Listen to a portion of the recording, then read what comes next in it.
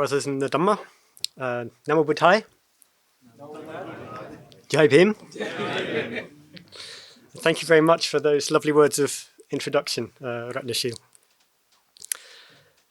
This talk has been a long time gestating for a number of reasons. One is this is the first time I've ever addressed the order, despite my 15 venerable years, at least on anything like this kind of scale. So if you think you were nervous, Ratnashil. Unfortunately, conditioned arising has dictated that I'm going to have a heavy cold on this occasion. So it's not exactly, I'm not exactly in the ideal conditions I'd like to be in to for this to be my my debut addressing the order. But I'll do my best. Partly, I want to do my best because this is a theme that means a lot to me. And I'm going to be talking about themes that I've been reflecting on for quite a long time. And I warned Subhuti that I was going to blame him for some of what I say, or attribute some of what I say to him. But I think it was around 2016, something like that. We had a retreat at Subhuti's place in Wales called My Squin. And we had some very interesting discussions. I think this was the secretary's retreat. Secretaries plus, because I was never Subhuti's secretary, but I managed to sneak in. Yeah, so Lokabandhu might have been there, I'm not sure. Yeah, Maitreya Nagarjuna, Jyotika. And we talked about politics. I think that this was sort of run up to Brexit time, so it was sort of all in the air. Now, I was raised a kind of classic sort of lefty liberal by someone who grew up in the, came of age in the 70s and all that. That was generally my conditioning. And without going too much into what we talked about, because I can't remember most of it, I do remember one thing that was said which made quite a deep impression on me. I said, well, could you not say that the Dharma tends more towards left-wing political perspectives? And Subhuti said, no, you can just as well align the Dharma with the right as the left. He didn't say more, he didn't say less, he said just as much. And I went away and thought about this, and this was a sort of start of a long period of reflection. And some of the conclusions of that reflection I'm going to try my best to share with you on this occasion. But something else that happened around that time, I started going to India. Again, this is Subhuti's initiative, like most valuable things in my life. As Ratnashil mentioned, I have been going to India as regularly as I can, really. And the work that I do there is deeply meaningful to me. One of the most meaningful things in my life. And, I started reading Ambedkar. This was, I thought, well, I'm here because of Ambedkar. I'm befriending and teaching even, and being part of a sangha of people for whom Ambedkar is such a significant figure. I should study him seriously. So I have undertaken a kind of a study of Ambedkar that's been intermittent since around that time, really. So I consider myself something of a student of Ambedkar, not an expert in Ambedkar. He wrote a lot, and there's a lot more that can be explored. But I have been trying to explore him, and I've been trying to dig into his thinking a bit. And what I realized is that you can use his thought to clarify the relationship between the Dharma and the political realm. And that this can help us to overcome sort of political polarization within our Sangha. This is also something I've been concerned about for quite a long time, the polarizing and divisive effect that politics can have within a spiritual community. And if any of you are thinking, well, that's a bit rich coming from you, to some extent, fair enough. I'm not saying I've always contributed as skillfully as I could have. But what I want to do on this occasion is try to find a kind of unifying perspective, drawing on Ambedkar's thought. Yeah. Of course, Ambedkar was nothing if not a polemicist himself, so I'm not saying that polemics is never justified. I'm saying that's not what I'm doing today. You'll be relieved to hear. Yes. So, what can we learn from Ambedkar? We can learn about how to think about the relationship between the social and political realm and the spiritual realm. This is a quote from Subhuti. Ambedkar is the first significant individual to apply the principles of the Dhamma to modern democratic society and to show how they are indispensable to the creation of a just, free, equal and harmonious society anywhere in the world. Yeah, so that's something of Ambedkar's unique significance for us. And we tend to be aware of Ambedkar, through our Sangha, which usually means, many of you will have read Bante's book, Ambedkar and Buddhism. It's a wonderful book. If you haven't read it, I think it's a must-read, really. It's a very important book. But I do think there's quite a lot more that can be dug out of Ambedkar that's of great interest. He was, in some ways, a kind of meeting of East and West, you could say, which, of course, our movement is also. Bante was a meeting of East and West, but in a very, very different way. I think there's another talk to be given, or even a paper to be written, compare and contrast Ambedkar and Sangharakshita, because they were so profoundly different in many respects, and yet it's extraordinary how similar some of the conclusions they came to about the Dhamma. But yes, Ambedkar was, in a way that Bante wasn't, Ambedkar was to a large extent a child of the European Enlightenment. Most of his sort of political values he got from the European Enlightenment, liberty, equality and fraternity in particular, which I'll be saying quite a lot about shortly. But so that was the Western influence, but what was significant about him is he brought those ideals in relation to the Buddha Dhamma, and that's the Eastern influence. So you could see these two as the kind of the two sides of Ambedkar, which came together in his act of conversion. And what I want to do is dig into some of his ideas, especially his thinking about liberty, equality, and fraternity, and show some different perspectives he had on it, things he said at different times in his life. And I'm going to draw on three particular sources. Now, I gave a talk about this in London a few weeks ago, and I hadn't had much time to prepare because the date was moved. And some of the information I gave on that occasion, anyone who saw that, some of the information I gave was not actually entirely accurate. I hadn't had time to sort of check my sources carefully enough. So I thought I'd found a kind of chronology, but actually it's not that clear, because one of the pieces I'm going to be referencing, it's not actually clear when he wrote it. It wasn't published in his lifetime. It was found amongst his notes. But never mind. Excuse me. So in studying Ambedkar's thought, there are a number of issues to navigate. And one reason I think his thought is not better known is he didn't sort of set out a political philosophy in systematic form. In fact, I don't think he will mainly be remembered as a sort of thinker, as it were.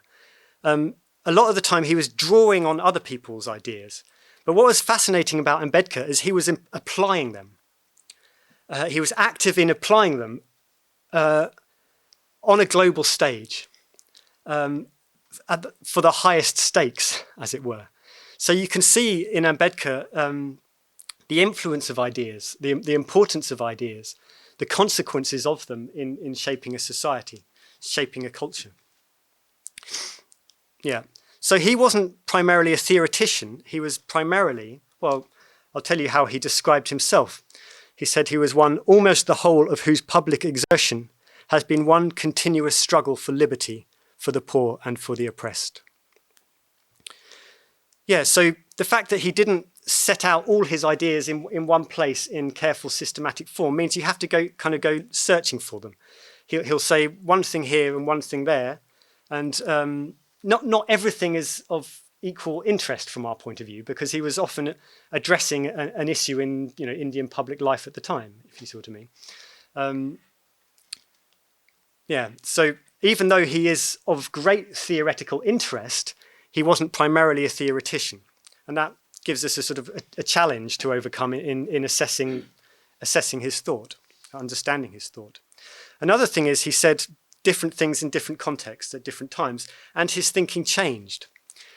He was, as I will say more about, primarily a pragmatist. So it wasn't that he was inconsistent. He was highly consistent to a set of values. But his understanding of how to apply those values changed over time, and the way he expressed them changed in different contexts. So just to give you some idea of the sort of range of the things he said.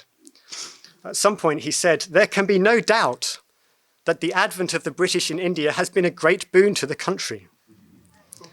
Without this providential connection, it seems to me very doubtful if the intellectual awakening of India could have been as great or as fast." So if any of you are, prone to suffering from post-colonial guilt, you may think you have a remedy here. However, a few paragraphs later, he says, "Is there any parallel to the poverty of the Indian people in any part of the world? Gentlemen, what must be the cause of this? In plain terms, the cause is the deliberate policy pursued by the British in the government of this country." So Ambedkar saw things from different points of view, and he said different things at different times. This makes him kind of prone to be claimed by factions, if you see what I mean, because you can always selectively quote Ambedkar. But yeah, you have to see him as a whole to understand him, really. Yeah, he could be scathingly critical of the British, I assure you, but also appreciative of what, some aspects of European culture, which he drew from and applied in an Indian context. Yes. Another example is he often, or several times, called himself a progressive radical. And he used the term progressive to distinguish him from, the revolutionary radicals, the Marxists and the socialists, who had a rather complex relationship. Sometimes he was willing to ally with them, but he was also deeply critical of them, for reasons I may come to. So he called himself a progressive radical, but then on another occasion he called himself a progressive conservative. Yes, and he was a great admirer of Edmund Burke. Edmund Burke is often seen as, the founding father of British conservatism. So Ambedkar is not easy to put into a political box, which I regard as a virtue. I think this is something that we should aspire to. In fact, I might put this down as the first thing we can learn from Dr. Ambedkar. If you too easily fit into a political category, that may be a problem. At times he called himself a socialist. At times he said he wasn't a socialist. He did say at one point, "I do not understand how it could be possible for any future government which believes in doing justice socially, economically and politically, unless its economy is a socialistic economy." And in general, he was, what we would call a social democrat. And he believed in nationalizing industry and that sort of thing. But again, his thinking changed over time. It seems he moved a little more to the center later in life. He founded 3 political parties, and the last one, this is a quote from the sort of manifesto. He says, "The policy of the party is not tied to any particular dogma or ideology, such as communism, socialism, Gandhism. The party will be ready to adopt any plan of social and economic betterment of the people, irrespective of its origin, and provided it is consistent with its principles." So that makes clear and quite explicit his sort of pragmatic rather than his ideological approach.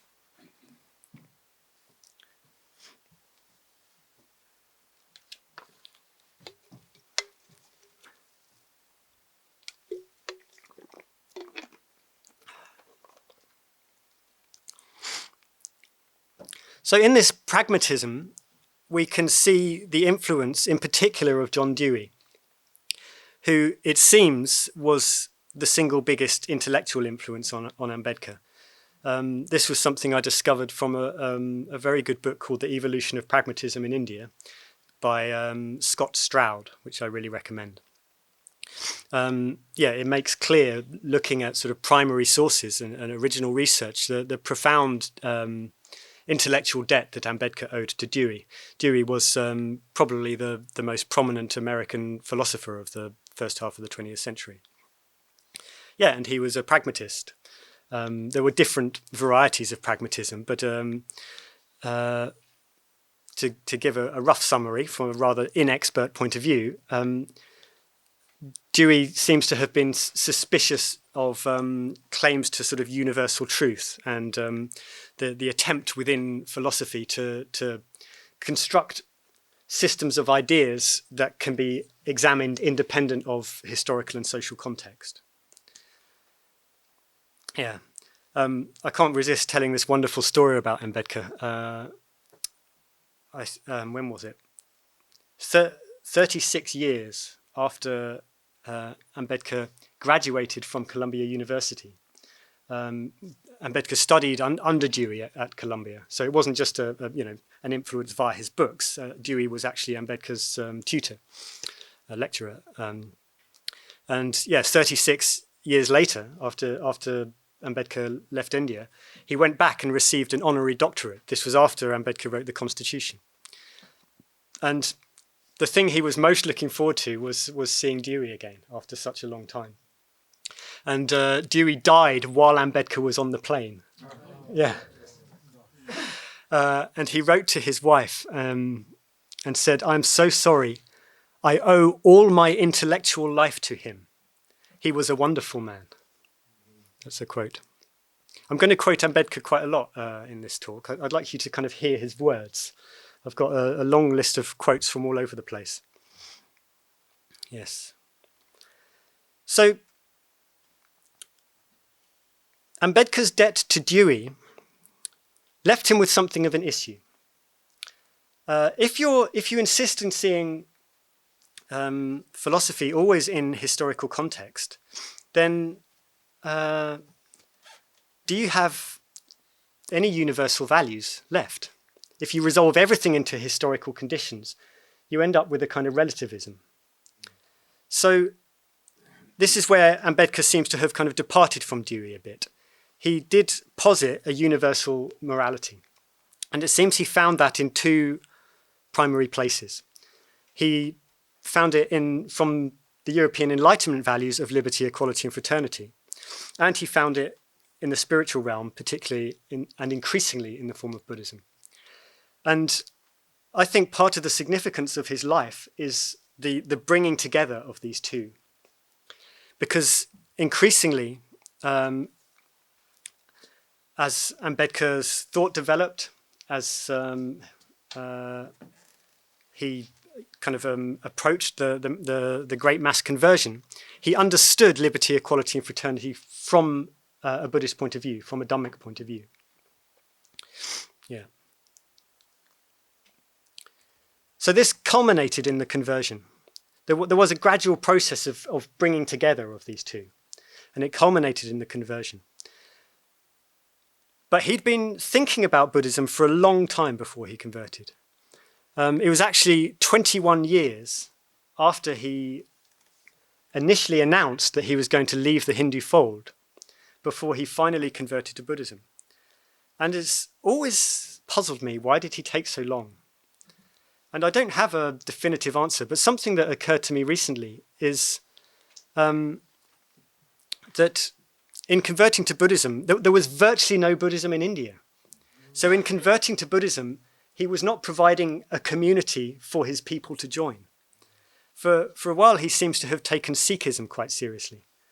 And I don't think that's because he was personally more interested in Sikhism. His personal interest in Buddhism seems to have gone back quite early in his life. He read a biography of the Buddha in Marathi when he was 16. By the way, Bhante said that he read The Light of Asia by Edwin Arnold, but that's not actually correct. we have established. It was a biography of the Buddha in Marathi, given to him by a friend of his father's. Yeah, and he seems primarily to have been attracted to the person of the Buddha. That seems to have been his main way into Buddhism, as it were. You could sort of contrast this a little with Bhante, who, upon reading the Diamond Sutra, sort of awoke to the truth of the Dharma. And he actually said, for him, the Buddha jewel and the Sangha jewel were subsumed under the Dharma jewel for a long time. But I think for Ambedkar, he was mainly attracted to the Buddha as a kind of example for humanity. Yeah. So there was a distinction between the personal Ambedkar and the public Ambedkar. And the personal Ambedkar was interested in Buddhism and even practicing Buddhism, committed to Buddhism, I argue. I mean, it seems quite clear from the sources, for quite a long time before he converted. But he also knew that his conversion was not just a personal matter. His conversion was of great significance to the lives of millions of people for whom he was the leader and the figurehead. It's hard to think of another individual of such stature who was also so profoundly identified with the fate of so many people. And he said himself that he could have achieved anything. He could have. There were no limits to him, but he never, even for a minute, thought of abandoning his people. Yeah.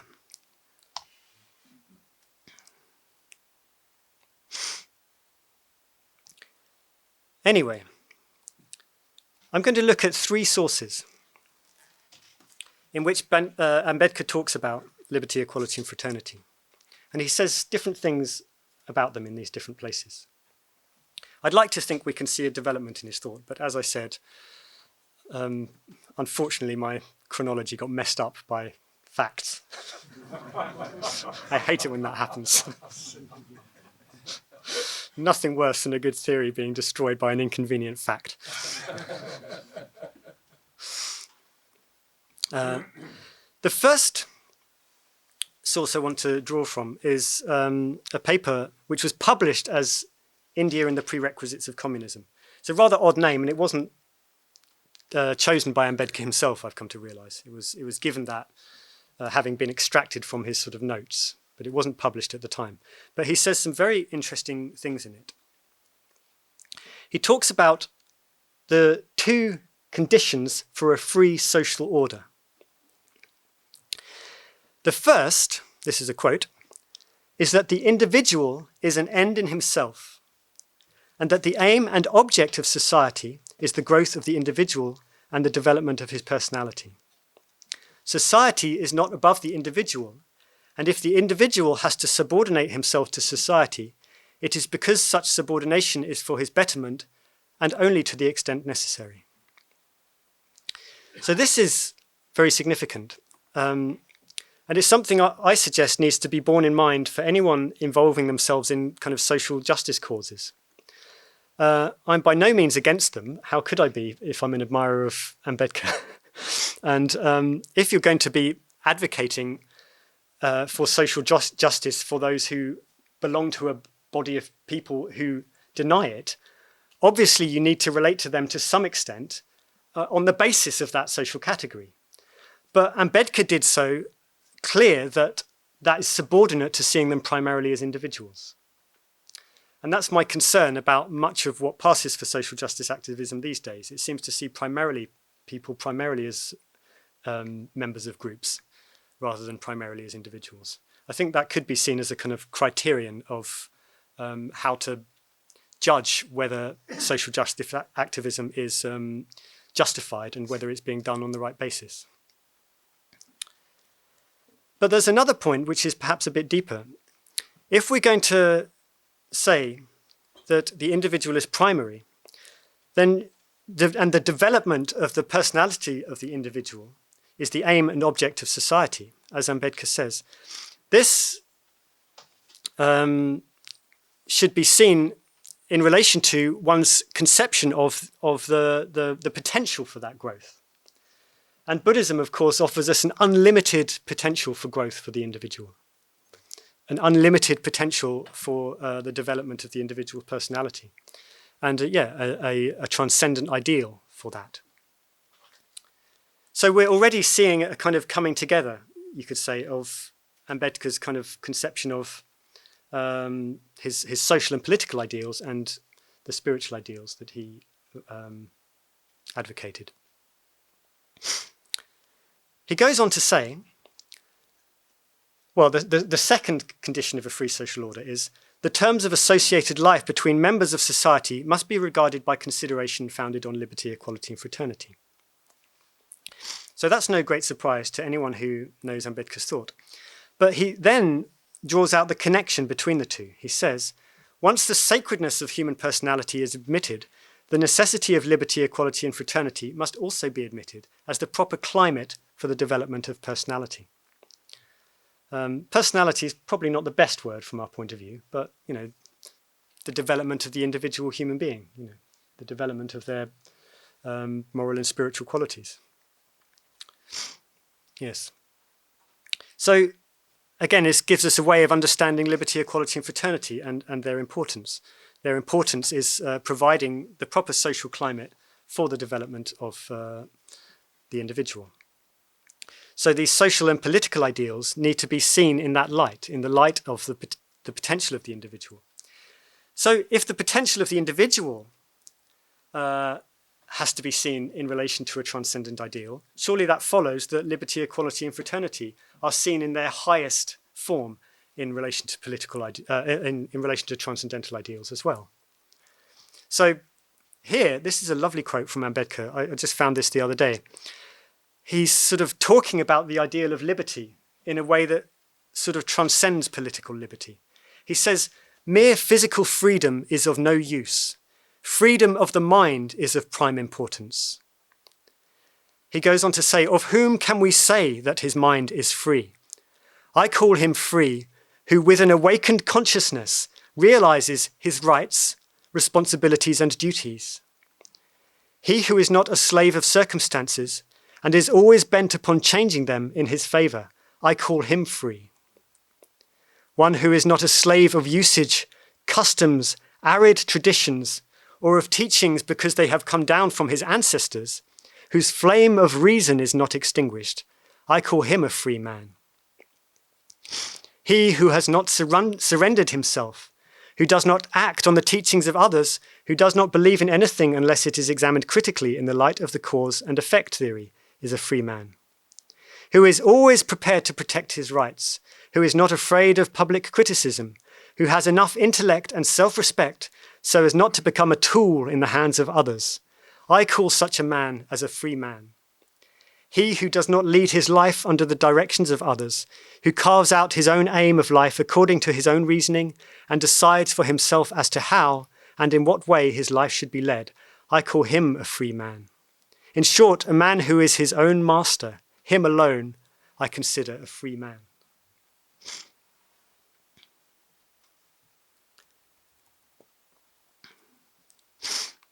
Yes. Turning to equality, Bhante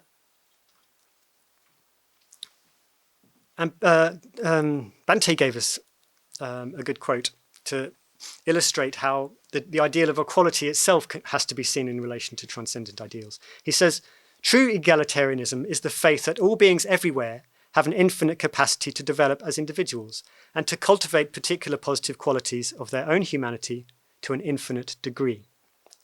Pseudo-egalitarianism, which Bhante used to talk about quite a lot, along with pseudo-liberalism, is the unthinking assumption that everybody is quite literally equal and to be treated accordingly. He goes on to identify pseudo-egalitarianism as a kind of modern orthodoxy, a neo-orthodoxy, against which one is not allowed to speak up. Yes.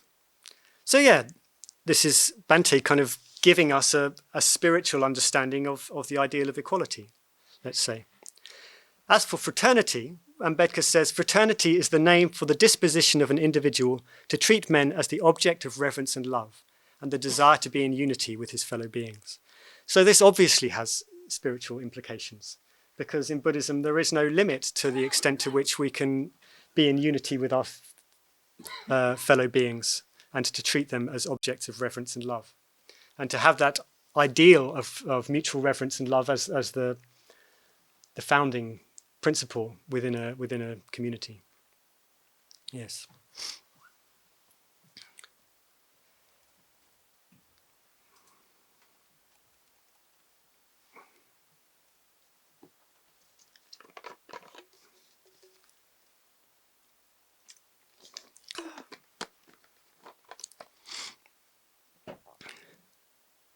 I do rather wish I was more awake for you, but I'm trying my best. The next source I'm going to draw from is the speech that Ambedkar gave when he launched the Constitution in the Constituent Assembly. This is an extremely historically important speech. It's the launching of a constitution that now still governs the lives of 1 billion people, more than 1 billion people. So it's a very famous speech, and it's a momentous occasion.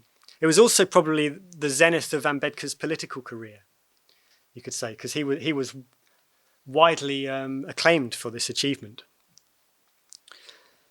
But despite it being the zenith of his career, he could have, dwelt in the warm glow of this achievement and the adulation that it got him. But he didn't. He was very gracious in saluting those who had helped him. He was a little barbed in criticizing those who had got in the way, and who were, in particular, the socialists thought that he'd basically sold out by trying to create a parliamentary democracy, because that just got in the way of a socialist dictatorship, of course. So he has a few scathing things to say about them. But then he issues a warning. He says, okay, we're trying to make a democracy, but don't take this for granted. Democracy can be lost as well as made. And he says there are 3 things we need to do if we want to hold on to our democracy. This is a quote. "The first thing, in my judgment, we must do is to hold fast to constitutional methods of achieving our social and economic objectives. It means we must abandon the bloody methods of revolution. It means that we must abandon the method of civil disobedience, non-cooperation and satyagraha." That is, of course, a reference to Gandhi, of whom Ambedkar was a fierce critic, to put it mildly. When there was no way left for constitutional methods for achieving economic and social objectives, there was a great deal of justification for unconstitutional methods. But where constitutional methods are open, there can be no justification for these unconstitutional methods. So yes, Ambedkar was actually in favour of obeying the law. He believed in the rule of law. He said, in parliamentary government, you have a duty and a right, the duty to obey the law and the right to criticise it. This is something that Bhante agreed with. In one of his late writings, or relatively late, he wrote this while in Moseley. He talks about a distinction between principled and unprincipled vandalism. So principled vandalism, he says, is when people commit acts of vandalism for a higher purpose, as it were, what they regard as a higher purpose. Bhante says, in my view, such principled, or rather unprincipled vandalism should be treated as a crime and punished regardless of the merits of the cause for whose sake it was committed. I hope you don't mind me being a little challenging, but I do wonder how many of the significant numbers of order members who went and engaged in illegal activity on behalf of the climate change considered what Bhante would have thought about this. You have to make up your own minds, but I would have thought that Bhante's views on the matter should at least be taken seriously. I think he was turning in his burial mound, probably not for the last time.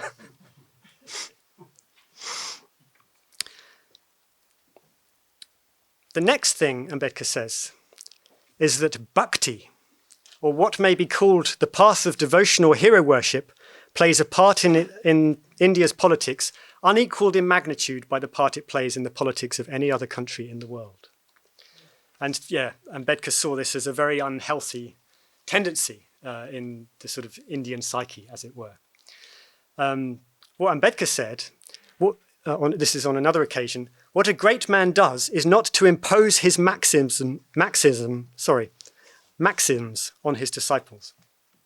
What he does is to evoke them, to awaken them to a vigorous and various exertion of their faculties. So he was very much against hero worship, and unfortunately has been treated according to hero worship by many of his followers. It's very understandable, but it's not what Ambedkar himself wanted. He wanted self-aware, self-responsible, independent, critically minded followers. And many of them we have here, of course. Yes. And he goes on, and this is more to the point. The third thing we must do is not to be content with mere political democracy. We must make our political democracy a social democracy as well. Political democracy cannot last unless there lies at the base of it social democracy. This is where we see John Dewey's direct influence. Dewey made this distinction between political democracy and social democracy. Ambedkar goes on, what does social democracy mean? It means a way of life which recognizes liberty, equality, and fraternity as the principles of life. So Ambedkar's sort of building on Dewey's thought there, but Dewey's, but by the distinction that Dewey makes, political democracy means the paraphernalia of democracy. It means representative government and elections and political parties and hustings and all that. Social democracy is the general culture of a society and the general level of awareness of society consisting of mutual obligations and the respect for the individuals, one another's individuality. There's passages from Annihilation of Caste, which if you're going to read anything by Ambedkar, you should read Annihilation of Caste, I suggest. There's passages from that are virtually quotes from Dewey, which I didn't realize when I first read it. Yes. Anyway, Ambedkar goes on to bring in liberty, equality, and fraternity. And what he says about this is really significant, I think. He says these principles of liberty, equality, and fraternity are not to be treated as separate items in a trinity. They form a union of trinity in the sense that to divorce one from the other is to defeat the very purpose of democracy. Liberty cannot be divorced from equality. Equality cannot be divorced from liberty. Nor can liberty and equality be divorced from fraternity. Without equality, liberty would produce the supremacy of the few over the many. Equality without liberty would kill individual initiative. Without fraternity, liberty and equality could not become a natural course of things. It would require a constable to enforce them. Yes. On another occasion, he said, force, it cannot be denied, is the medicine of the body politic and must be administered when the body politic becomes sick. But just because it is the medicine, it cannot be allowed to become its daily bread. So he said, force is necessary. He wasn't an anarchist, far from it. But a society sustains itself by the general level of morality in the culture, more than by the force of law. Yes. So here, he's recognizing not only that there is this Trinity, which was so central to his thought, so central to his understanding of his political ideals, but he's recognizing a tension between them. He's recognizing that they mutually support one another. They need one another. And if you take one of them away from the others, you end up with a sort of distortion. I would say that's what happens. That's what ideologies are, really. You could see this as a model for understanding ideologies, you could say. So without equality, liberty would produce the supremacy of the few over the many. Well, without equality, liberty becomes seen as the ultimate principle, the freedom of the individual as the ultimate political goal, you could say, irrespective of consequences, irrespective of, equality, but also care for the environment, the care for the dispossessed, any sense of national cohesion, that sort of thing. On the other hand, equality, if it becomes unbalanced, becomes increasingly coercive. He says here, equality without liberty would kill individual initiative, which is part of it, but it's also, if equality is your ultimate ideal, that has to be enforced. So you end up with a highly authoritarian society and the constriction of the freedom of the individual. Yeah. Well, what about fraternity? And with fraternity, he says different things at different times. I think his thinking about fraternity is actually one of the most interesting aspects of his thought, because especially sort of towards the end of his life, he saw fraternity as the foundation for the other two. Earlier on, he seemed to think more as equality as the foundation, but actually, I think that changed. So yeah, fraternity kind of guarantees the balance of liberty and equality. But he deals with it in another way as well. He talks about it in relation to nationality. And this is something I was talking about with Subhuti the other day. In a certain sense, Ambedkar was a nationalist. And when Subhuti was suggesting that maybe patriot would be a better term, I respectfully don't think that quite does it. Because it's not just a matter of having warm feelings towards his homeland, as it were. He was a nation builder. But you need to understand what he meant by it as well, because he wasn't an ideological nationalist. And he was also, again, different things at different times, depending on context. He was also highly critical of India's nationalist movement. He was actually sort of saying, you think you want a nation, but you're not willing to create the conditions for nationhood because you don't have a unified culture. You can't found a nation on a culture as divided as India's is, because it's divided by the caste system. Yes. So what he says about nationality, he says it is a social feeling, a feeling of a corporate sentiment of oneness, which makes those who are charged with it feel that they are kith and kin. However, this national feeling is a double-edged feeling. It is at once a feeling of fellowship for one's own kith and kin and an anti-fellowship feeling for those who are not one's own kith and kin. It is a feeling of consciousness of kind, which on the one hand binds together those who have it so strongly that it overrides all differences arising out of economic conflicts or social gradations, and on the other severs them from those who are not of their kind. So he recognized that there were the two sides. He actually saw a need for a sense of national unity. He said elsewhere, the absence of a social homogeneity in a state creates a dangerous situation, especially where such a state is raised on a democratic structure. History shows that democracy cannot work in a state where the population is not homogeneous. However, he saw this kind of need for nationalism as a means to an end rather than an end in itself. He said he believed in nationalism only because the wheels of democracy, such as representative parliaments, responsible executive, constitutional conventions, etc., work better in a community united by national sentiments.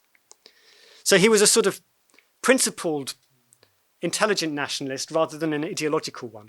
And he did recognize the negative side of nationalism, because if you're seeing this in terms of the triad of liberty, equality, and fraternity, the problem with fraternity is when it becomes exclusive in its application, if you see what I mean, which is what happens with nationalism, or the negative side of nationalism.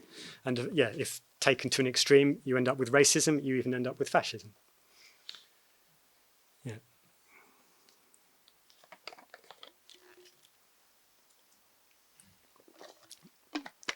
Probably many of you won't know that he wrote the most substantial book on partition that was around at the time. He even described himself as the philosopher of partition. And it may surprise you, I don't know, to know that he actually came out slightly in favour of partition. He wasn't aware of what a cock-up the British were going to make of it, of course, so he can't be blamed for that. But the argument of the book, I mean, he had a sort of legal mind, so he was very, very good at creating an argument on one side and then counterbalancing that with an argument on the other. He said, basically, it's a terrible idea. It's a rough summary. It's a terrible idea, but if they want it, we have to give it to them. This is, if the Muslims want a separate nation, they have to be conceded it, because otherwise what you effectively have is two nations within one geographical boundary, and you don't have a functioning democracy. Yes. Oh my goodness, time flies. Okay, moving on to the third. The third one I want to draw on is Buddha or Karl Marx. So by way of preamble to that, Ambedkar ended his political career deeply disillusioned with politics. His Hindu Code Bill, which sought to reform Hindu law, was rejected. This was when he was the law minister in the government, and he resigned at that rejection. He went on to found his third and final political party, which was not very successful in the elections. So that was, in effect, the end of his political career. In 1953, referring to the constitution which he had made, which he was so justly famed for, he said, "I am quite prepared to say that I shall be the first person to burn it." He explained that remark later as follows: "We built a temple for God to come and reside in. But before the God could be installed, if the devil had taken possession of it, what else could we do except destroy the temple?" Yes. There's a fascinating interview that you can find on YouTube.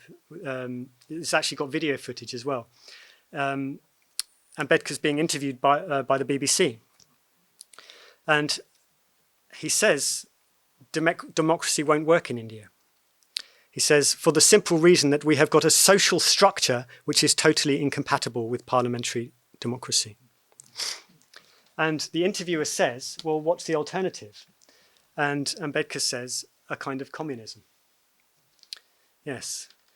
The interviewer asks him, well, are the communists active amongst your people? And he says, no, because they, my people, have faith in me and I haven't said anything so far.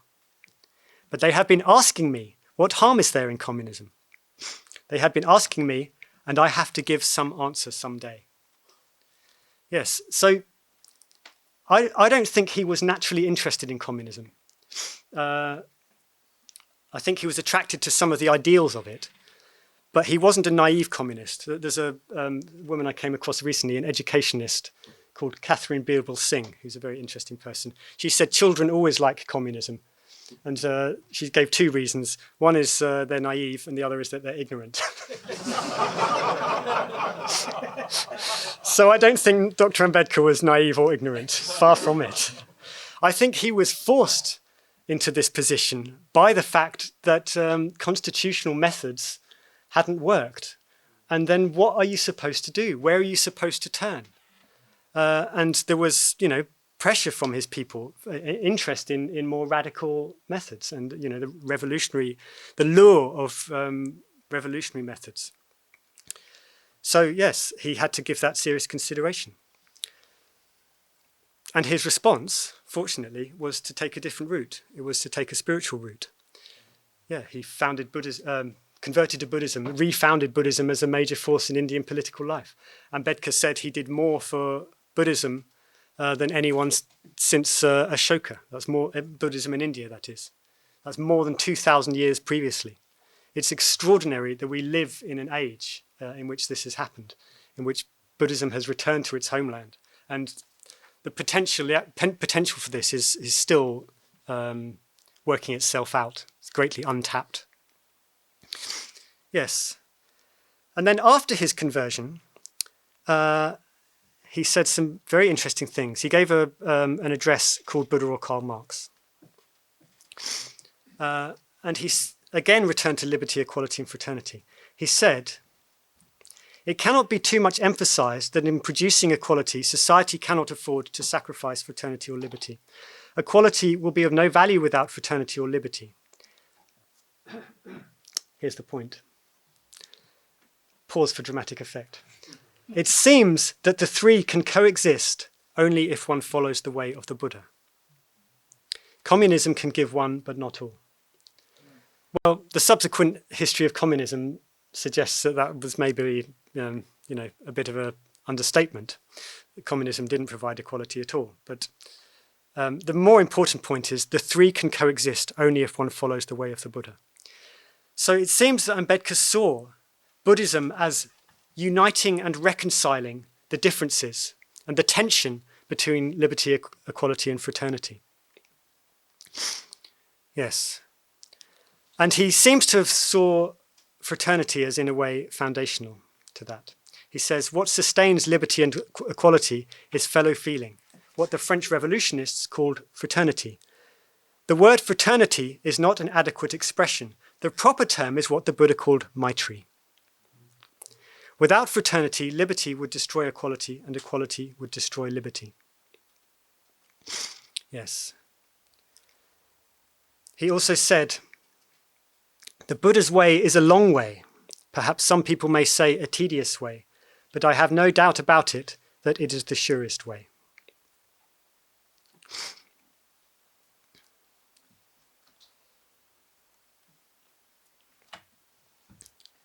So, when he converted to Buddhism, of course, he went for refuge to the Three Jewels. And we know from our teacher, Sangharakshita, that going for refuge is not just an individual act. He formally went for refuge on that occasion, but he was already going for refuge, Ambedkar. Clearly, his interest in Buddhism was long-standing. And suppose he had lived, well, what then? Well, the books could be written speculating about this, how different India would be if Ambedkar had lived longer than the 7 weeks after he converted. What would his connection with Sangharakshita have grown into, for example? That would have been extraordinary. But I want to ask, well, how would his understanding of the Dharma have unfolded? And the first thing I want to say, because one needs to be careful in this area, it is sometimes seen that his conversion to Buddhism was a political act. But it clearly was not. There's absolutely no doubt about that. You can look at the things he said after he converted. He said, "This conversion has given me enormous satisfaction and pleasure unimaginable. I feel as if I have been liberated from hell. I want each one of you all who got initiated yesterday to realize this by his own experience." It was clearly a spiritual conversion. There's no doubt about it. And also it's clear that he was practicing the Dharma quite deeply before he converted. This is one of my favorite things ever. He said, this is from his correspondence. He didn't say much about his personal life. He didn't write a memoir in the way that Bhante did. So that you get little glimpses into his inner world in other places. He says, "I have never known what unhappiness is." This is someone who struggled throughout his life, born in poverty. 4 of his 5 children died. His wife died. Opposition all the way, constant struggle. But he says, "I have never known what unhappiness is. Whatever the circumstances, I have always been happy." Yes, the secret of happiness is simplicity and contentment. If you have these, nothing can disturb your peace of mind. Yes. And in another letter, he said, "Most people are after carnal joy and engaged passionately in the satisfaction of bodily appetites. But there is such a thing as spiritual joy, which comes as a result of good and selfless thoughts and good and selfless deeds. I am happy because of it." So here's clearly a man who was practicing the Dharma. At the same time, there were some limitations, at least as regards the way he presented the Dharma. He tended to emphasize the sort of human aspect of the Buddha. He tended to emphasize the social aspect of the Sangha. He was a rationalist. He wrote an introduction to a book called The Essence of Buddhism by P.L. Narasu, which seems to have been exactly the kind of book that Bhante sort of criticizes in chapter 1 of the survey, one that draws on the work of Western Orientalists and reinterprets the Dharma in terms of like European rationalist preconceptions. Yes. So I like to think that if Ambedkar had continued to practice had lived longer and continued to practice as a Buddhist, his understanding of the Dharma would have continued to deepen. And his understanding of the relationship between the spiritual and the political would have continued to deepen as well. I even wonder, well, what would have happened to his understanding of this revolutionary triad of liberty, equality, and fraternity. Returning to the first paper, he says that it talks about the primacy of the individual. Well, if we transcendentalize that, if you see what I mean, what do we get? We get an idea perhaps a bit similar to Bante's idea of the true individual. The quote from Ambedkar in which he talks about what a truly free man is sounds to me rather like something a bit similar to Bante's true individual. Yeah. Well, and true individuals, when they come together with others, they form spiritual communities, don't they? And in a spiritual community, we experience fraternity. We don't necessarily need to use that term. We experience Maitri. Maitri is the foundation of spiritual community.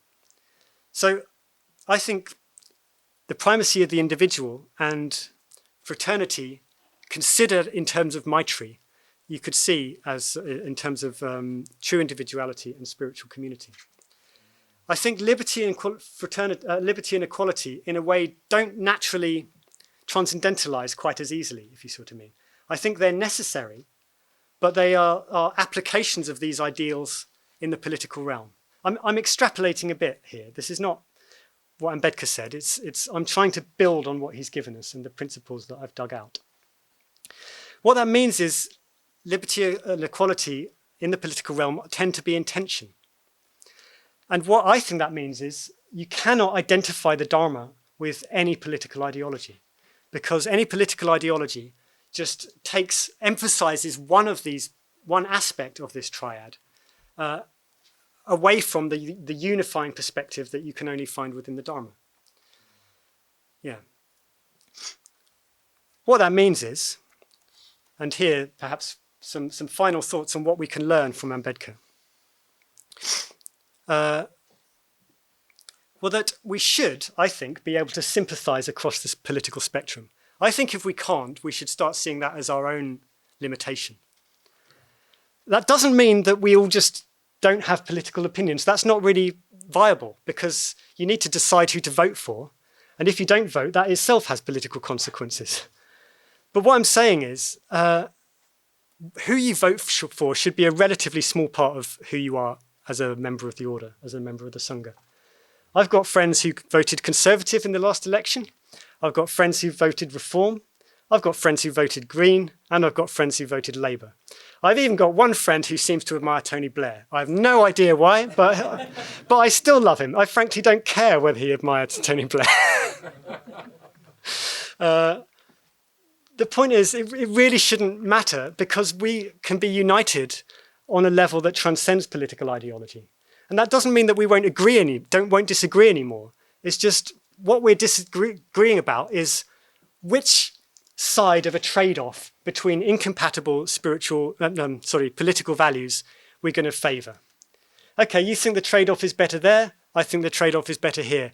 I don't really care. It's not important to me. It doesn't affect my opinion of you as a Dharma practitioner, as a member of a Sangha. What does bother me is if you want to import political ideologies into the Sangha or equate the Dharma with certain political ideas.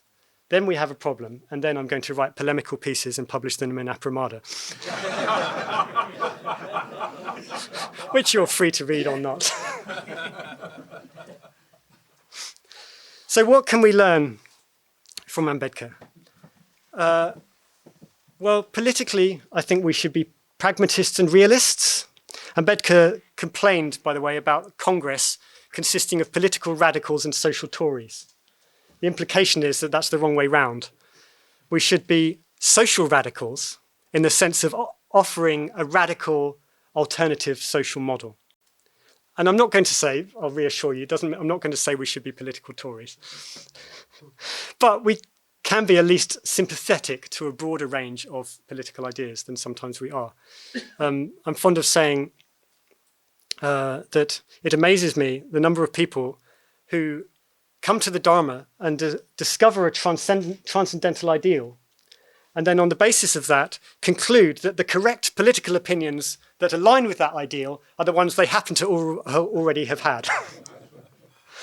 And I'm not saying that you need to abandon those. I'm saying you need to place them in a larger context in which they're seen. You're basically saying, I think a trade-off between, say, liberty and equality is best done here in terms of this level of taxation or whatever in this particular set of circumstances. Fine.